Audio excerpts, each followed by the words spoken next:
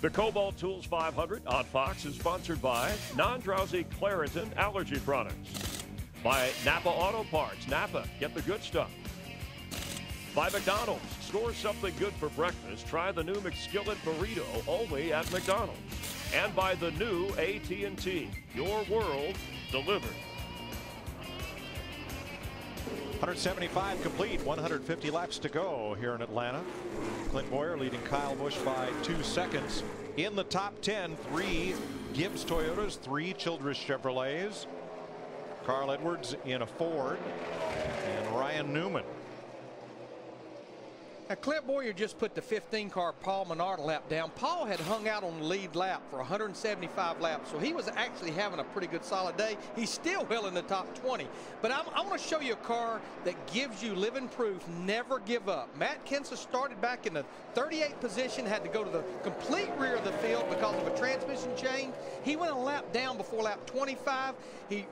That was on lap 26, and actually now, after getting the free pass and back on the lead lap, he's just about to work his way back into the top 10. Living proof, never give up. He got his lap back at lap 115, Larry, and he's marching toward the front. He's about to be a top 10 car here if he can get past Ryan Newman. Yeah, his song is "You Haven't Heard the Last of Me." I will be there, just as he was yesterday. He maybe didn't have the best car yesterday, but he was there in position. You know, that was Matt's first Nationwide Series win in over a year. I didn't realize he did not win a race last year in the Nationwide Series. I think his team, he and his teammate, I think Carl Edwards and he both will be factors before the day is over with. We checked on Martin Truex. They did not have a pit road penalty. They had a loose lug nut on the left rear and had to come back in and tighten that. Was the reason he made a second stop under green. The Biff trying to move into the picture. He's in the top 15. 16 cars on the lead lap. Scott Riggs and Paul Menard have just gone a lap down. I don't know what they did the 48 car that last time in, but he's not very happy with it, I can tell you that. He is just pulling over and letting people go right now. Las Vegas all over again. Man, I mean, it looks bad. He just kind of slides up the hill and says, go ahead, get off my bumper. We'll probably be excited about next week going to Bristol, a whole different type of racetrack than we've been to these last 3 weeks. Man, I'm telling you, he's in big trouble right now, Mike. I just saw him come off turn 4, and I could read the numbers on the right side of the car. Here it is. He's up high. He's got to run off there and look at this thing. I mean, it's going nuts right now. Pretty much out of control. What are they saying, Matt?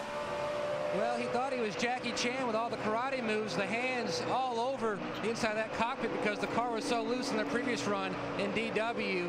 When you can see Kobalt on that right quarter panel every time he comes off turn 4, that is not a good sign. That thing is just wicked loose. Denny Hamlin, unscheduled stop for what was. The wheel's just real hard to turn. The 5th place car. There, gotta go, get out. Krista, what happened? He said the tires are just so hard. He thought he had an issue. They said the left sides are good. He thought he had an issue with the left side tires. Mike Ford said the left sides are good. You heard him say on the radio there, he just couldn't turn the wheel, and he has no power steering. That Denny just came on the radio and said that. Whoa, that's not good here with the way these things are handling. Especially with 144 laps to go. I'd say he probably wore it out. And with 1 mile of corners every lap and only a total of half a mile of straightaway, he's going to have a lot of work to do here. Those blowers they put on tires, they ought to put one down on the steering box here. Because I guarantee you they're working it. Right now, Denny, he will stay in the top 20, but he's 1 lap down. We've got 15 cars on the lead lap. The next car that will go a lap down, he's only about 3 seconds out in front of Clint Boyer, and that's Jimmy Johnson in that 48 car. Oh, he'll definitely. Jimmy Johnson's going to go a lap down. He's going to have to come back to pit road before too long because he's out of control.